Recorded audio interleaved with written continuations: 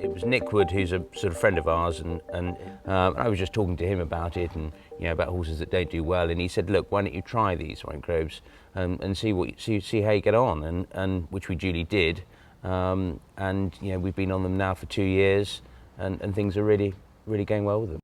This is his Viking Storm. We've had him, he's a 5-year-old now. We've had him since he was a yearling. When he came here, I think he was 16.1, which is exceptionally big for a baby. And even though he hasn't actually grown any in height, he's filled his frame out now. But it was always almost impossible at some points to keep condition on him, through after racing and everything. But now, now we've got him on this stuff. You see him after a run now, it doesn't actually look like he's had a race, whereas say before he would just fall to pieces during his run. So no, things are so much better. It wasn't an overnight thing. That's what you're not going to sort of give it for a week, and then oh my God, look at him, look at the difference. It probably took 6-7 weeks before you'll see a noticeable difference. But I think in all equine sports, but especially in the racing industry, they do need to keep a reasonable level of weight on, especially a horse like like Viking Storm, who is so big. It's very easy for horses to like him to run up very, very light. So yeah, it's extremely important that he keeps his weight on. We get so many people turning up with these wonderful powders that you can give them, and they'll do this and do that. And the majority aren't much good. They really aren't much good. They actually are a waste of money.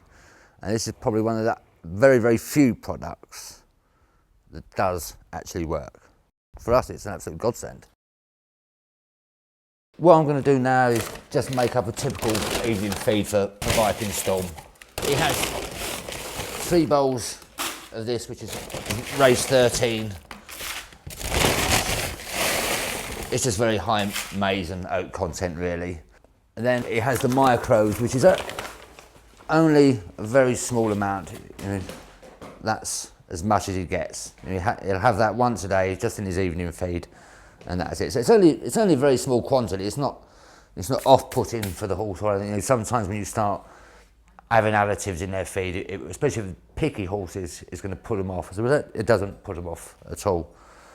Then it'll have this, and it's literally just 1 beaker full. So it's not much at all.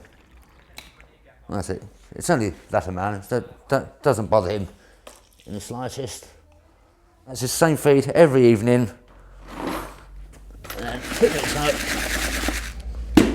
That's it done for him. Within our business and within racing, we have very strict controls with our medication. Obviously we have withdrawal periods with something that may come from the veterinary, etc. We use a product which helps gastric ulcers, which has a withdrawal period. And it has a 5-day withdrawal period before you can race it. With microbes, we have nothing. It's a natural product, and you would more than say that it's obviously very helpful. But in racing, it is very important withdrawal periods, and it's great that you've just got a product there that you can just feed merrily and when you want and when you can. We're loath to take him off it. We might well be able to take him off. It's not to say we can't, but why try and fix what isn't broken? He's having that every single day, and it works for him, so leave him on it. I don't see the point in taking him off it. I think at the end of the day, for us, it's winning is all we want, success for everybody, and the microbes are clearly very beneficial.